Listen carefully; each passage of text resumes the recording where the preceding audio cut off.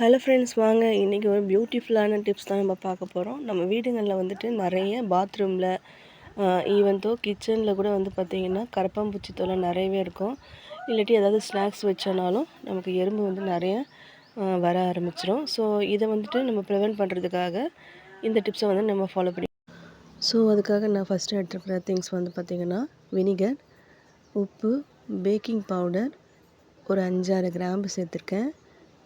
ஒரு கற்பூரம் வந்துட்டு நல்லா இந்த மாதிரி பெரிய பீஸாக எடுத்துகிட்டு நல்லா இந்த மாதிரி கையில் பவுட்ரு பண்ணி சேர்த்துக்கோங்க. இப்போ நான் வந்துட்டு ஒரு ½ லெமன் அளவுக்கு நல்லா பெரிய பழமாக எடுத்து இதில் வந்துட்டு நல்லா புழிஞ்சு விட்டுக்கிறேன். இந்த 6 பொருளையுமே நல்லா நீங்கள் ஒரு 5 நிமிஷம் போல் அப்படியே விட்டுருங்க மிக்ஸ் பண்ணிவிட்டு. இப்போ பார்த்தீங்கன்னா கற்பூரமும் நல்லா கூடவே இந்த கிராம்போட ஸ்மெல் வந்து பார்த்திங்கன்னா நல்லா வந்து அதில் அப்சர்வ் ஆகும்.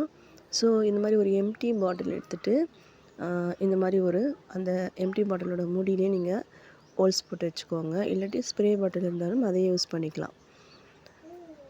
ஸோ இந்த மிக்ஸை வந்துட்டு இந்த பாட்டிலில் ஊற்றிட்டு நீங்கள் எங்கெல்லாம் எறும்பு இருக்கோ அங்கெல்லாம் நீங்கள் நல்லா இதை வந்துட்டு தெளித்து விட்டுருங்க.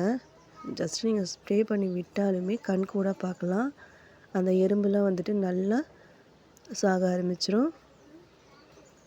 நீங்கள் நார்மலாக வந்துட்டு இதை டைல்ஸில் மாப் போட்டு துடைக்கிறதுக்குமே இந்த மெத்தடை நீங்கள் யூஸ் பண்ணிங்க அப்படின்னா கண்டிப்பாக ஒரு எறும்பு தொல்லையும் வராது, நமக்கு பூச்சி தொல்லையும் இருக்காது.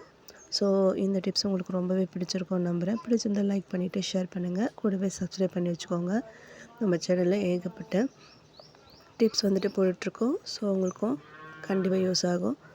ஸோ இன்னொரு வீடியோவில் பார்க்கலாம். அன்டில் பாய்.